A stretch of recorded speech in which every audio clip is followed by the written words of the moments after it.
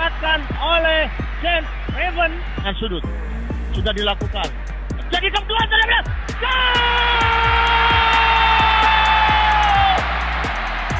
tendangan sudut di menit ke-18 dengan sudut yang dilakukan oleh.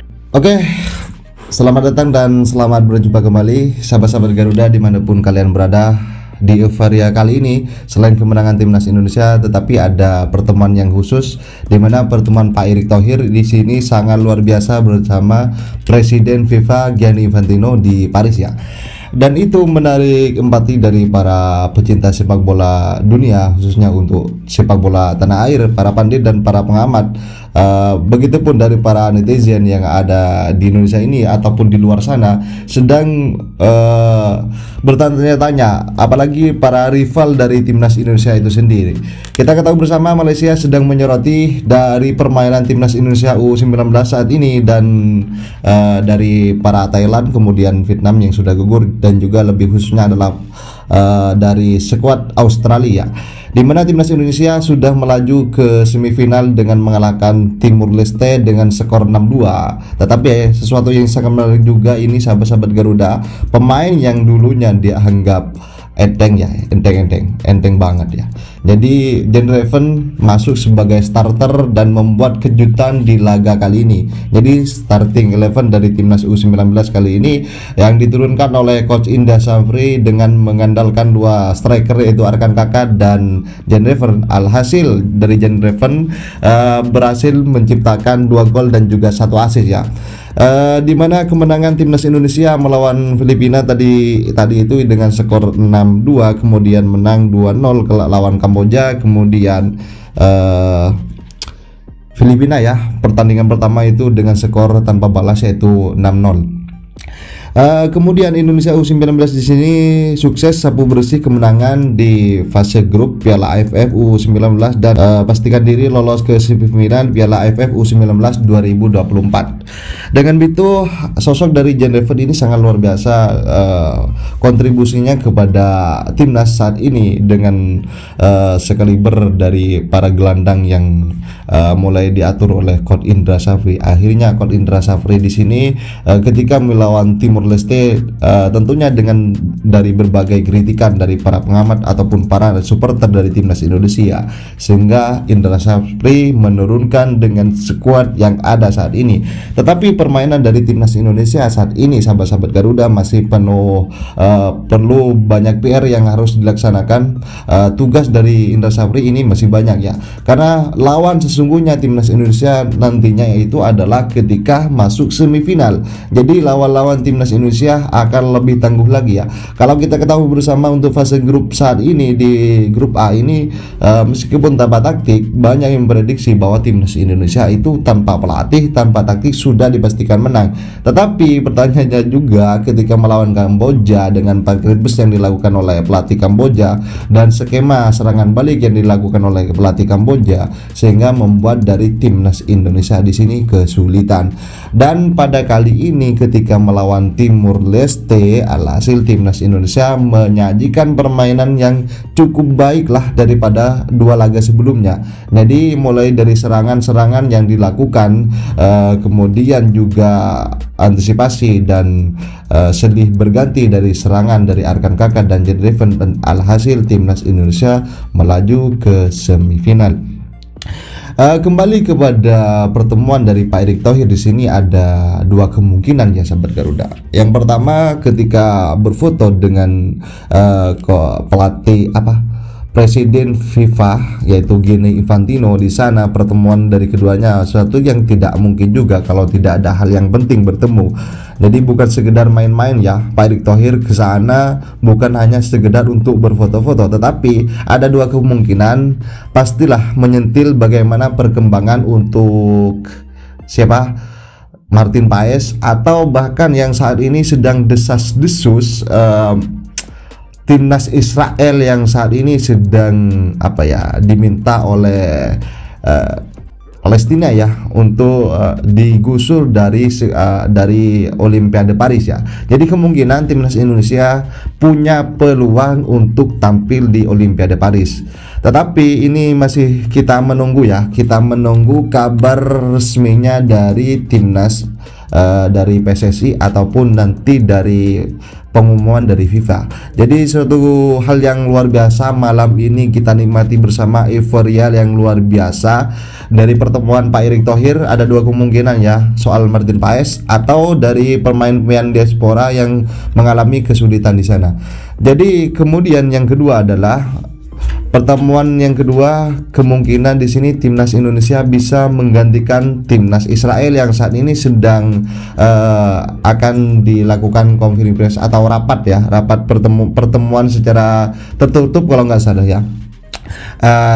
Di mana timnas Israel diminta untuk oleh FIFA digusur dari turnamen kali ini. Oke sahabat-sahabat Garuda, ini ada beberapa cuplikan yang perlu kita simak bersama. Wah ini sangat sangat penting bagi kita untuk ditonton dan simak secara teliti. Jadi bagaimana menurut kalian, silahkan dikomentari ya video ini ya. Secara singkat, dari pertandingan Piala AFF U19 tahun 2024 atau yang kita kenal dengan istilah kerennya ASEAN Under-19 Boys Championship 2024 antara timnas Indonesia versus Timor Leste yang akan dimainkan nanti malam mulai pukul 19.30 waktu Indonesia Barat. Seperti yang sama-sama kita ketahui teman-teman, bahwa dari dua pertandingan awal di Piala AFF ini Indonesia berhasil meraih 2 kali kemenangan tanpa kemasukan 1 gol pun. Pertandingan pertama lawan Filipina, kemenangan yang spektakuler dengan total mencetak 6 gol, dan pertandingan kedua lawan Kamboja yang berhasil dimenangkan secara susah payah dengan skor 2-0. Tapi kan yang menjadi persoalan adalah cara bermain dari timnas kita. Dan memang sih pada akhirnya timnas kita bisa meraih kemenangan. Tapi kan tim ini dipersiapkan untuk bisa lolos atau dengan target untuk lolos ke Piala Dunia U20. Artinya Piala AFF kali ini perlu dimanfaatkan oleh Indra Safri untuk membentuk chemistry di antara para pemain. Ya artinya dia harus bisa memberikan menit bermain kepada lebih banyak pemain lagi.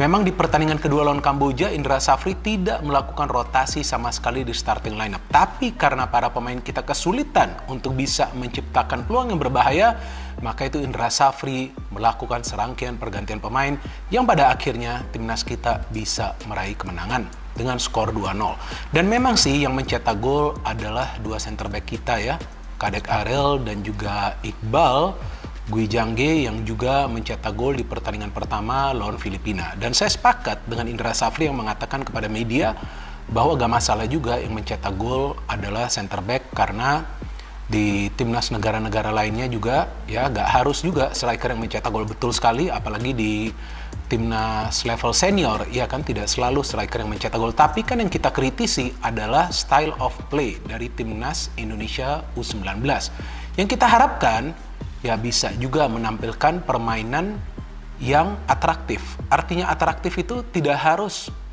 mengandalkan dribbling dari para pemain, kecepatan dari para pemain, atau juga skill individu dari para pemain untuk memukau kita. Tapi yang kita harapkan permainan yang atraktif itu adalah mengandalkan variasi dalam permainan.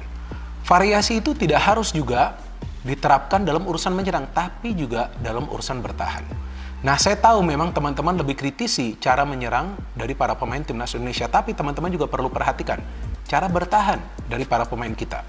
Terlihat jelas ketika menghadapi counter attack, para pemain kita selalu kewalahan. Artinya apa? Dengan mengandalkan formasi 3-4-3 dan juga bermain dengan garis pertahanan yang tinggi, tampaknya belum ada antisipasi untuk mengandalkan counter attack dari para pemain tim lawan.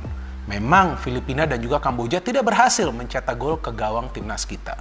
Bahkan di pertandingan terakhir lawan Kamboja, Ikram hanya melakukan 1 save ya, dan lawan Filipina juga hanya melakukan 1 save. Tapi dalam beberapa kesempatan, para pemain Kamboja itu berhasil membangun sebuah proses counter yang rapi. Cuma ya memang lah, para pemain Kamboja kan dari skill individu kalah ya dari para pemain kita, atau juga secara teknis ya mereka kalah dari para pemain kita, maka itu mereka tidak bisa memanfaatkan beberapa kali situasi counter attack yang bisa mereka bangun secara baik mulai dari lini tengah.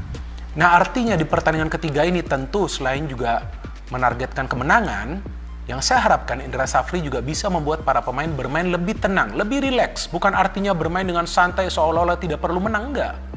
Tapi jangan sampai ada beban. Karena jujur nih teman-teman, saya melihat dibandingkan pertandingan pertama lawan Filipina, di pertandingan kedua para pemain tampak jelas tegang. Sepertinya mereka ingin buru-buru mencetak gol, padahal lawannya adalah tim yang lemah. Seharusnya dengan bermain lebih tenang lagi, maka kemungkinan lebih banyak peluang yang berbahaya yang bisa diciptakan. Tapi kan bahwasannya Kamboja adalah tim yang lemah, tapi mereka juga bermain solid secara defensif. Kenapa? Karena mereka sudah bisa membaca pola permainan dari timnas kita.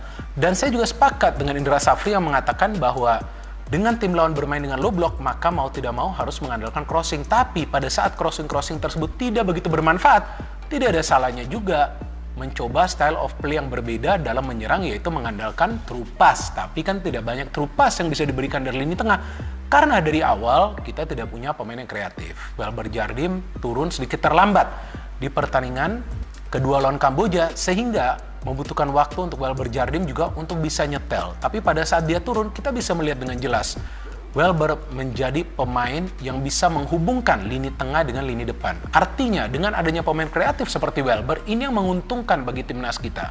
Dan saya harapkan di pertandingan ketiga di fase grup kali ini, Welber Jardim bisa diturunkan sebagai starter untuk bisa membangun kreasi serangan dari tengah. Karena jika hanya mengandalkan permainan dari dua sektor sayap, ya kita sudah bisa melihat lah. Lawan Kamboja kan para pemain Kamboja tuh sudah membaca pola permainan dari timnas Indonesia. Maka itu Doni Tripamungkas tidak berkutik sama sekali. Padahal di pertandingan lawan Filipina dia bermain baik karena para pemain Filipina tidak bisa mengantisipasi pergerakan dari Doni. Tapi lawan Kamboja, wah bahkan saya ngecek lagi tuh di babak kedua Doni main atau enggak. Karena nggak kelihatan kontribusinya. Untung saja ada Caviato Rizky juga yang masuk. Kemudian selain juga Welber Jardim, saya melihat ada pemain seperti Arli yang lebih rajin untuk bisa melakukan penetrasi. Jadi memang kita butuhkan pemain-pemain yang punya visi di timnas kita. Mau itu level senior, U19 atau juga U16. Dan ya saya sepakat juga dengan teman-teman yang memberikan komentar ya di kolom komentar di konten saya sebelumnya tentang timnas Indonesia U19 bahwa sebetulnya dari segi permainan memang permainan dari timnas Indonesia U16 itu ya lebih atraktif sih. Walaupun ya kemudian mereka kalah lawan Australia ya. Tapi kalau menurut saya ya kalah lawan Australia karena sepertinya para pemain muda kita yang berada di level akar rumput kan U16 itu secara mental ya tidak begitu siap ya lawan Australia, sehingga mereka melakukan banyak kesalahan. Tapi bermain dengan 10 pemain pun mereka bermain baik, dan seandainya bermain 11 lawan 11 bukan tidak mungkin timnas Indonesia U16 kita pada saat itu bisa saja menyingkirkan Australia. Artinya untuk pertandingan ketiga ini tentu kita berharap bahwa permainan dari timnas Indonesia U19 ini lebih rapi lagi. Jadi permainan yang atraktif itu bukan berarti harus bermain total menyerang, enggak, tapi organisasi permainannya itu harus rapi. Saya kasih contoh, ketika memang build up dari belakang, tidak harus bola itu terus-menerus diberikan ke sektor sayap. Tapi bola itu bisa juga diberikan ke tengah dengan harapan nanti akan ada banyak pemain yang melakukan pergerakan tanpa bola untuk bisa mengganggu konsentrasi dari para pemain tim lawan. Nah, bingung kan? Ya memang nggak gampang main bola secara rapi. Kalau mau main bola asal-asalan, ya bisa saja mengandalkan kecepatan, kemudian mengandalkan dribbling, mengandalkan skill individu, ya itu artinya asal-asalan, ya istilahnya oportunis lah. Kita coba saja ya keberuntungan dengan bermain individu. Tapi kalau mau bermain rapi, build up dari belakang harus sabar. Mau main possessionnya itu juga harus dikontrol tempo permainannya. Nah itulah yang belum saya lihat dalam permainan timnas Indonesia U19. Tapi kan masih ada waktu bagi Indra Safri untuk membentuk chemistry di antara para pemain agar permainan dari timnas Indonesia U19 kita ini lebih rapi dan juga punya variasi serangan. Karena teman-teman nanti pada saat berhadapan dengan tim yang lebih kuat, tentu dibutuhkan adalah variasi serangan agar para pemain dari tim lawan tidak bisa membaca pola permainan dari timnas Indonesia U19. Dan selain itu juga saya berharap Jens Reven jika diberikan kepercayaan untuk tampil dari awal juga bisa menunjukkan kemampuan terbaiknya. Karena kalau kita bandingkan permainan Jens Reven di pertandingan pertama lawan Filipina dan pertandingan kedua lawan Kamboja, ada juga sedikit banyak penurunan performa. Mungkin karena lawan Kamboja dia turun pada saat timnas kita membutuhkan gol, sehingga tampak ada beban juga di pundak dia. Tapi karena Jens Reven lah tercipta gol kedua dari timnas Indonesia U19. Dan Arkan Kakak harus lebih baik lagi. Karena jujur seperti yang saya mengatakan di konten sebelumnya, di pertandingan kedua lawan Kamboja permainannya buruk. Sorry to say, Dan saya harapkan dia bisa lebih produktif karena kita butuh pemain-pemain di depan kita yang bisa klinis dalam melakukan finishing. Dan memang, lagi-lagi saya ulangi, tidak harus striker yang mencetak gol, tapi pada saat striker tersebut mendapatkan peluang, dia harus bisa melakukan finishing dong. Karena kan nggak mungkin seorang striker itu akan mendapatkan, ya istilahnya setengah lusin atau bahkan selusin peluang dalam sebuah pertandingan. Jadi striker itu harus bisa efektif menyelesaikan peluang-peluang yang dia dapat dalam sebuah pertandingan agar conversion rate dari sebuah tim itu tinggi. Kalau conversion rate-nya rendah, apalagi nanti ketemu tim yang kuat, tentu sulit untuk bisa mendapatkan hasil akhir yang positif. Dan sebelum saya menutup konten ini teman-teman, saya juga kembali menyarankan kepada teman-teman yang nonton di dalam stadion, ayo terus memberikan dukungan 110% kepada para pemain kita agar mereka bisa bermain dengan tenang, agar mereka juga bisa membentuk chemistry di antara mereka, karena tim ini tentu diproyeksikan agar bisa lolos ke Piala Dunia U20 melalui jalur babak kualifikasi. Memang itu tidak mudah, tapi tidak ada yang mustahil teman-teman. Dan saya pikir Indra Safri perlu memaksimalkan sumber daya pemain yang dia punya. Kalau bisa di pertandingan ketiga ini, ya gak masalah juga. Coba lihat, dengan melakukan rotasi besar-besaran di lineup, harus melakukan itu agar juga melihat kemampuan dari para pemain yang dia punya di squad ini. Dan dari netizen yang selalu nanya, Bang gimana kabar Martin Paes, Bang gimana Martin Paes, sudah perkembangannya sampai mana, apakah udah sidang di CAS ataukah di FIFA. Bahkan di tempat-tempat tongkrongan gue juga saat gue main bola itu selalu semuanya pengen update soal Martin Paes. Jadi wajar, kenapa? Karena Martin Paes boleh dikatakan salah satu pemain grade A yang kalau bergabung ke tim nasional kita ini akan bisa memberikan dampak yang besar ya, apalagi di kualifikasi Piala Dunia nanti babak ketiga, nanti kita akan berhadapan dengan tim-tim kuat, terutama Arab dan Australia yang secara postur mereka punya tinggi tubuh yang cukup menjulang, dan ini kita perlu ya jaga gawang yang punya standar tinggi juga. Inilah mumpuni begitu ya, 190 ini luar biasa, dan juga penampilannya nggak usah diragukan lagi. Bahkan kalau kita lihat dalam 5 pertandingan terakhir di MLS itu Dallas FC itu dibawa hanya 1 kali kalah, 3 kali menang, kemudian 1 kali imbang dan 1 kali kalah, dan mencatatkan 1 kali clean sheet saat menghadapi LA Galaxy. Ini klubnya mantan yang pernah dibela oleh David Beckham. Dan juga penampilannya terutama ketika menghajar Austin 3-1 tanggal 18 Juli ya, jadi minggu lalu lah, itu dia melakukan ada satu penyelamatan yang gemilang. Jadi memang ini kualitasnya bukan kaleng-kaleng, sehingga wajar kalau kalian semua, kita semua sangat menantikan proses alih federasi ke PSSI supaya segera bisa membela tim nasional merah putih ya. Katanya jersinya bukan merah putih, kalau kiper beda, karena harus beda dengan dengan outfield yang lain ya, bahkan juga dengan lawan dan seterusnya. Tapi anyway, kita bukan mau bahas yang soal itu, tapi prosesnya sampai mana. Seperti yang gue bilang tadi, karena ini memang demanding banget gitu ya, banyak yang nanya soal prosesnya, sehingga akhirnya berseliweran informasi-informasi yang ya macam-macam begitu ya.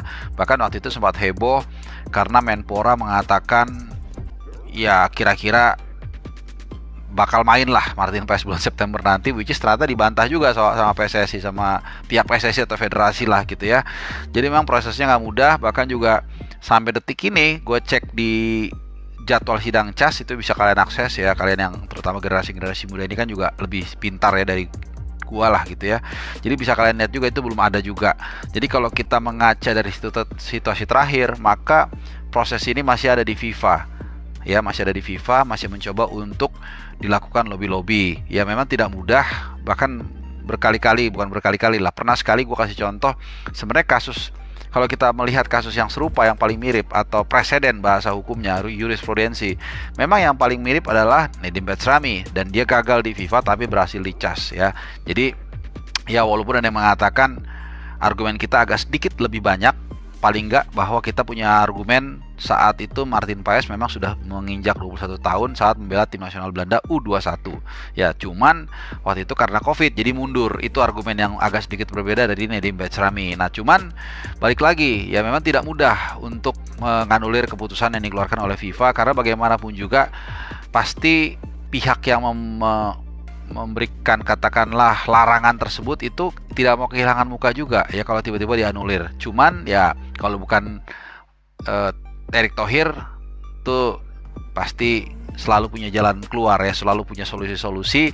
Dan kemarin gua ngelihat IG-nya Pak Erick Thohir, itu beliau sedang berada di Paris dalam menyambut pagelaran Olimpiade musim panas di Paris ya, yang akan berlangsung besok hari Rabu itu sudah mulai bergulir, terutama cabang sepak bola, dan langsung disambut juga ada Gianni Infantino di sana. Dan ya mungkin gue share di sini atau enggak gue nggak tahu ya, di situ dia memberikan pujian lah, apresiasi kepada Erick Thohir selaku kepala federasi atau ketua federasi atau ketua PSSI yang dianggap sukses ya sejauh ini membawa tim nasional Indonesia lolos ke babak gugur di Piala Asia, kemudian juga ke semifinal di Piala Asia U23, kemudian juga lolos ke babak ketiga kualifikasi Piala Dunia 2026.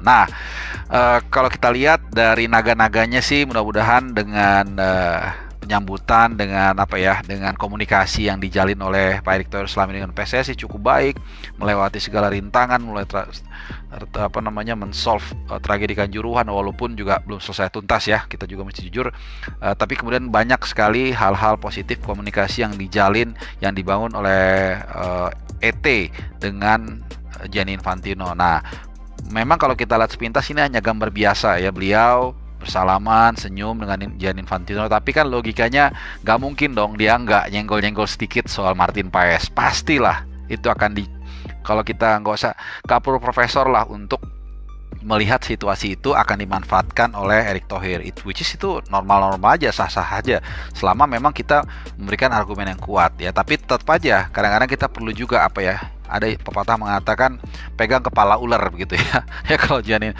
walaupun dalam pengambilan keputusan teknis itu juga ada kolegial, ada divisinya tersendiri, tapi kan juga kalau namanya presiden FIFA sudah memberikan katakanlah atensi ya, kalau di sini itu pasti kan agak beda ya. Apalagi memang tadi yang gue bilang bahwa alasan dari Martin Paes itu cukup kuat, bahwa dia membela tim nasional Belanda U21 itu mundur atau usia akhirnya melewati batas yang ditentukan FIFA itu karena memang ada COVID ya. Jadi mudah-mudahan lobby Pak Erick Thohir, gue yakin 1000% pasti ini akan dimanfaatkan, akan dicolek lah soal protes dari Martin Paes untuk bisa segera alih federasi secepat mungkin, supaya nanti dia bisa membela Indonesia tanggal 5 September pertandingan pertama babak ketiga menghadapi Arab Saudi di Jeddah ya, di mana nanti calon Bung Harpa juga berusaha untuk ke sana untuk meliput, menyajikan langsung hari bersejarah tersebut ya. Sekali lagi ini memang hanya asumsi atau analisa, tapi kalau kita berpikir secara logis saja, sedikit saja analoginya, pasti ini akan dimanfaatkan beliau untuk melobi Infantino. Dan kalau memang itu yang terjadi ya, kita berharap yang terbaik ya, yang terbaik.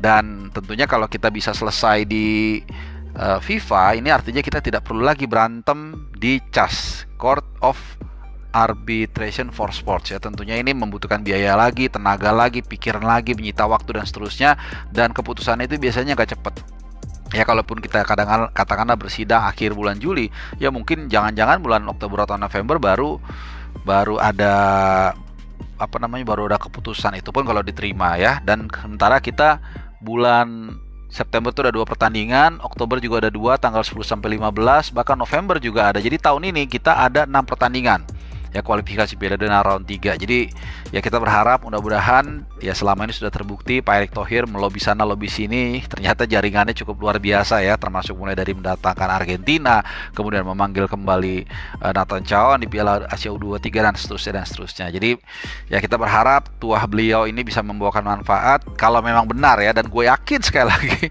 pasti itu dimanfaatkan untuk mencoba men-solve masalah Martin Paes ini ya. Jadi itu kira-kira ya sedikit mungkin ulasan dan juga analisa gue terkait dengan foto yang menurut gue berjuta makna ya. Kita harus bisa membaca apa yang tersirat, bukan juga hanya yang ada di depan mata kita. Tapi yang jelas ya, mudah-mudahan walaupun memang mungkin nanti katakanlah the worst scenario Martin Paes tidak bisa membela Indonesia tanggal 5 September dan 10 September, ya udah nggak apa-apa. Yang ada kita juga harus memberikan kepercayaan kepada kemungkinan besar Hernando Aristaryadi ya. Oke sahabat-sahabat Garuda, itulah pernyataan dari dua pengamat pengamat sepak bola dan juga sekaligus wartawan dan juga komentator dari sepak bola timnas Indonesia. Jadi ada dua kemungkinan dari pernyataan dari begini ya. Jadi Presiden FIFA Gianni Infantino di sini sangat menyambut sekali kedatangan Pak Erick Thohir. Jadi ini sungguh luar biasa ya. Kalau kita pikir mana ada ya sosok presiden yang begitu dekat dengan sebuah federasi, berbeda dengan federasi-federasi lainnya. Jadi kedekatan dari federasi PSSI ataupun FIFA di sini Gianni Infantino dan Erick Thohir sungguh sangat bersahabat sekali, dan jalinan dari persahabatannya di sini sungguh di luar dugaan. Jadi di sini juga ada pernyataan bahwa dalam Instagram pribadinya bahwa di sana Gianni Infantino di sini sangat menyambut sekali dengan prestasi timnas Indonesia yang saat ini sudah dimiliki. Kemudian di sana juga lugas sekali dan cukup jelas sekali apa yang dinyatakan oleh Gianni Infantino, yang menyatakan bahwa di sana timnas Indonesia dengan prestasi dengan ketika timnas U23 yang juga berhasil mencatatkan sejarah dengan melaju ke semifinal Piala Asia U23 di level senior. Timnas Indonesia juga berhasil melangkah ke babak kedua Piala Asia 2023 ya. Dan terbaru timnas Indonesia juga masuk ke Piala Dunia 2026 zona Asia di putaran ketiga. Tentu kejutan-kejutan yang akan dilakukan dari gebrakan dari PSSI dan bersama Coach Sintayong ini sungguh luar biasa ya. Dan juga kembali kepada timnas U19 di sini setelah lolos ke semifinal, siapa yang akan menjadi lawannya di semifinal nanti antara Thailand ataupun Malaysia, karena saat ini dari kedua nama ini sedang memposisikan diri untuk menjadi juara grup atau menjadi runner up nanti. Jadi kita tunggu saja seperti apa lawan dari timnas Indonesia U19 bersama Coach Indra Safri, siapakah yang akan menjadi lawan-lawannya di semifinal. Kalau kita mengaca dari permainan Malaysia dan Thailand ini sungguh luar biasa ya. Jadi jika taktiknya itu saja dari Coach Indra Safri, maka kemungkinan besar timnas Indonesia akan stop di semifinal. Tetapi kalau ada gebrakan-gebrakan yang dilakukan oleh Indra Safri mulai dari starting utama yang diturunkan, maka kita tunggu saja genjotan dari Indra Safri ya. Oke sahabat-sahabat Garuda, jangan lupa ditulis di kolom komentar tanggapan kalian, dan jangan lupa di like dan di subscribe channel ini agar kalian tidak ketinggalan informasi menarik khususnya dari timnas Indonesia baik level U16 sampai senior ya. Oke, bersama saya, salam olahraga.